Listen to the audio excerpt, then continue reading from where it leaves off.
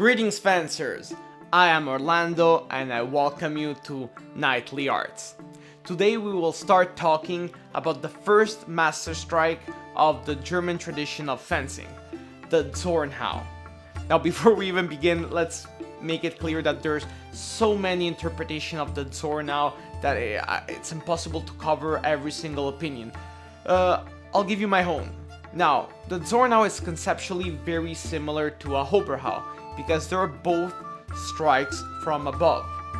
So since they're very similar, what is the basic difference between Oberhau and the Zornhau? The Zornhau is meant to attack while breaking a guard. So it's basically an intention. Let's assume, that we have a fencer that is not defending himself and we strike him very hard with a cut from above. Could be either a Zornhau or a very committed Oberhau. So where's the thin line? I think it's really the intention, because the moment that other opponent raises his sword and tries to parry our cut, and we try to force our hit through his guard, that's exactly when we're leaving the realm of the Oberhau to enter the one of the first master strike, the Zornhau. But before we even go more in details about this concept, let's go talk with Philippe and let's see what the masters have to say about the Zornhau.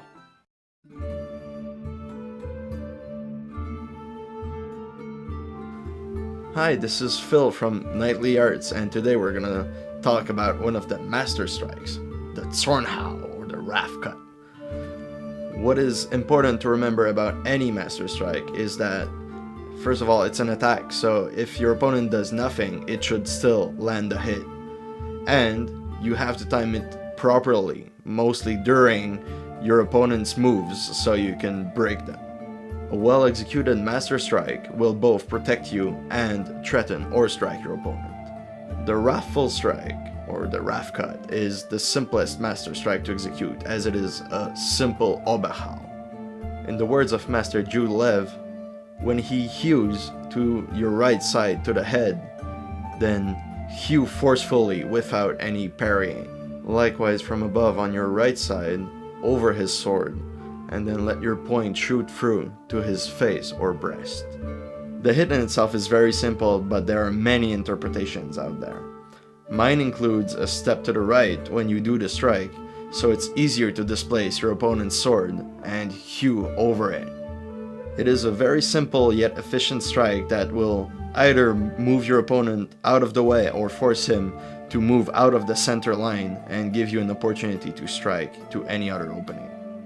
It is interesting to note that some sources qualify all upper diagonal strikes as Zornhau. However, most modern interpretations use Oberhau for that and reserve Zornhau for the master strike. This was all I had to say about the Zornhau. Let's go see the rest of the Knightly Arts crew and see how they execute it. Perfect. So now let's go to our Sala d'Armi with Jerome and Raphael and let's see how La Compagnie Medievale interprets the Zornhau and how they execute it. See you in a while.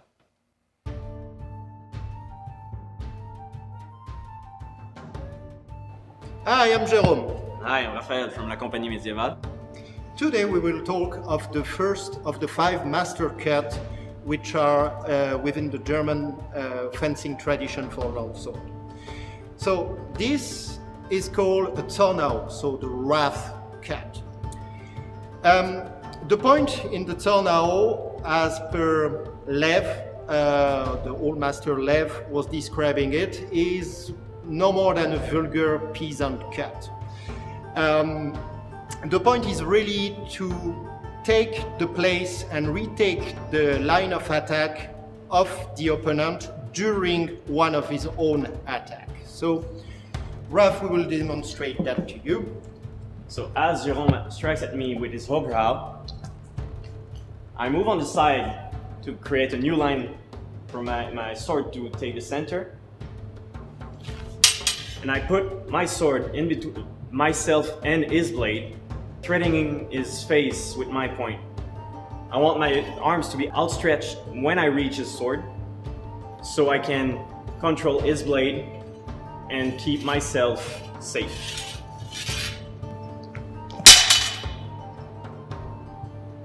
Note that this cut has to be done with a lot of force and a lot of impact on the blade of the opponent, because that's actually part of the cut to retake the line from your opponent, but with the impact, and repositioning your hips in order to keep your balance all the time.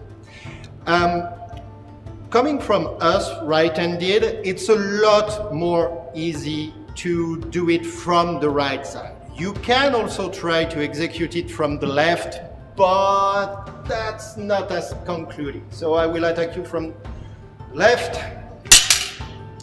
Yeah.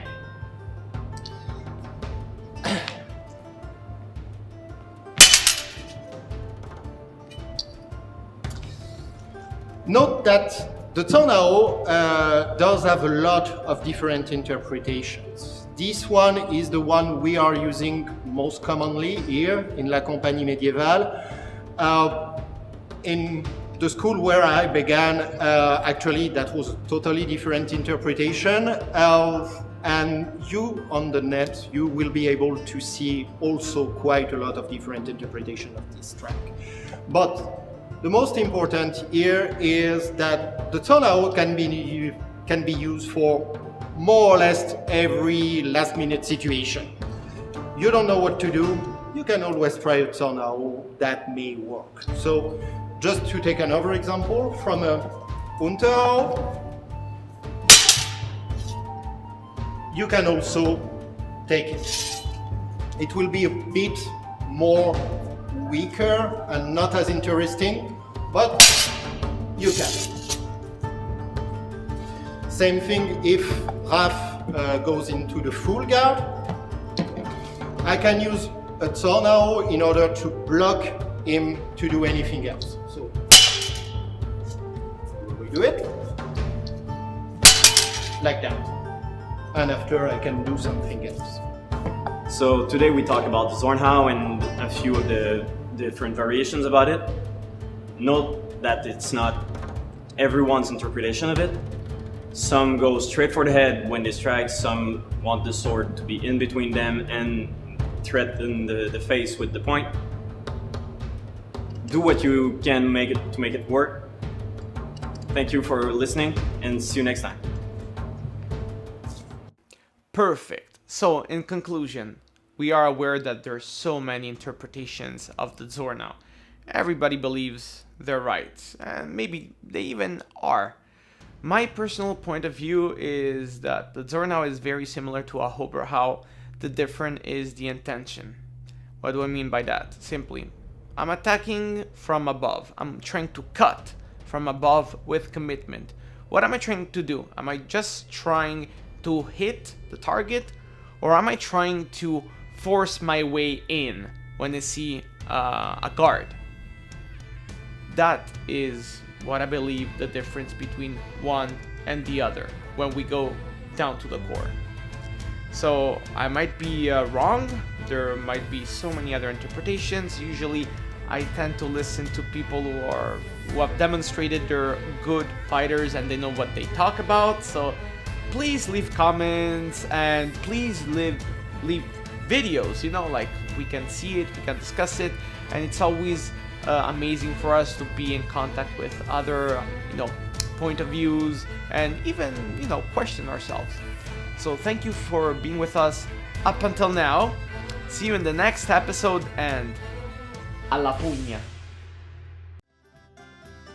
Thank you for being with us up until now. So if you've liked what you've seen so far and you want to know more, please like, subscribe, and if you think that there's other friends of yours or people that might like this, please talk about us. Let people know that we exist. In the case you didn't like it, don't put dislikes, don't comment negatively, don't tell anybody, just mind your own business, and thank you!